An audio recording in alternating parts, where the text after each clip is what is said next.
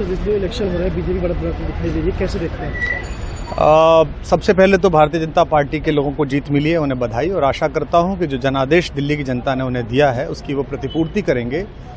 और वे सब आम आदमी पार्टी के लाखों करोड़ों कार्यकर्ता जो अन्ना आंदोलन से आए, जिनके बहुत ही निश्चल, निष्पाप और बड़े भारत की राजनीति को बदलने के सपने की हत्या एक निर्लज्ज, नीच, मित्रहंता, आत्ममुग्ध और चरित्रहीन व्यक्ति ने की, उसके प्रति तो क्या संवेदना। दिल्ली को उससे मुक्ति मिली। और मैं ये जानता हूं कि अब जो आम आदमी पार्टी में लोग बच गए थे सत्ता के लोभ में, लालच में, पदों के लिए, उस पैसे के चक्कर में, वे सब भी अब वापस जाएंगे, लौटेंगे, कुछ अपने व्यवसायों में लौटेंगे, कुछ पार्टियों में चले जाएंगे। और पतन यहाँ से प्रारंभ हुआ है उन लोगों का।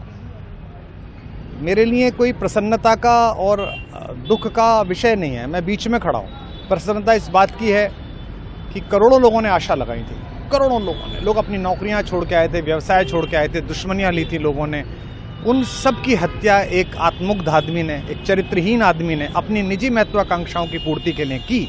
उसको दंड मिला, ईश्वरीय विधान से दंड मिला। प्रसन्नता इस बात की भी है कि न्याय हुआ। आज जब कहना नहीं चाहिए, लेकिन आज टीवी पर जब जंगपुरा का निर्णय आया और सामने दिखाई दिया कि मनीष हार गया, तो सदा तटस्थ रहने वाली और राजनीति से विरत रहने वाली मेरी पत्नी जो है, उसकी आंख में आंसू आ गए, वो रोने लगी।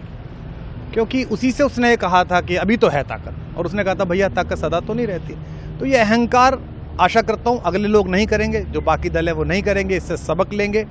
और दिल्ली के नागरिकों को मैं अच्छे शासन के लिए बधाई देता हूँ। अब भारतीय जनता पार्टी अपने नेतृत्व में सरकार बनाकर दिल्ली के जो दुख थे पिछले 10 वर्ष के, उन्हें दूर करे। और आम आदमी पार्टी के समस्त कार्यकर्ताओं को कहता हूँ कि आपने जिस किसी भी लोभ लालच में, सब कुछ जानते हुए एक ऐसे व्यक्ति के समर्थन में काम किया जिसने अपने मित्रों की पीठ में झुरा घोंपा, गुरु को धोखा दिया, अपने साथ कंधे से कंधा मिला के लड़ने वाली महिलाओं को अपने घर लाके पिटवाया, अपनी निजी सुख और साधन के लिए जनता का पैसा खर्च किया, अब उससे आशा लगानी छोड़ें, अब बाहर निकलें, अपना अपना जीवन देखें। मुझे राघवेंद्र सरकार राम की कृपा मिली, जिनका ये घर है, जिनकी कृपा से मैं यहाँ खड़ा हूँ। मुझ पर कृष्ण कृपा हुई कि मैं इस निर्लज्ज सर्कस से बाहर आ सका। मैं उन सब से भी अच्छे भविष्य की कामना करता हूँ कि वो कोई गंदगी ना फैलाएं कहीं भी, वो लौट जाएं अपने शिविरों में। जिस तरह माधव को, कृष्ण को दूत देख कर भी भरी सभा में अट्टहास करने वाला दुर्योधन जो ये कहता था, सुचिग्रम नैव दास्यामि बिना युद्धे न केशवः, बिना युद्ध के 5 गांव भी नहीं दूंगा, आज वो अपनी सीटों के लिए तरस रहा है।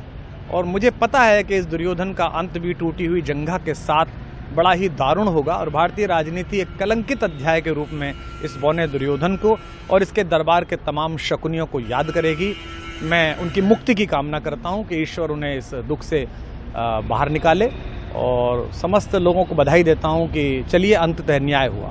सर, बात करें दिल्ली के चुनाव या यूपी के उपचुनाव मिल्कीपुर को लेकर, चुनाव आयोग पर तमाम तरह के आरोप लगाए जा रहे हैं। अखिलेश यादव ने कल कहा कि वहाँ उपचुनाव में मिल्कीपुर, ये राजनीतिक विषय है, इस पर मैं राजनीतिक कार्यकर्ता नहीं हूँ, तो इस पर मेरी टिप्पणी शोभनीय नहीं है, वो आपस में सब जाने। लेकिन दिल्ली के चुनावों को लेकर एक मिश्रित प्रतिक्रिया है।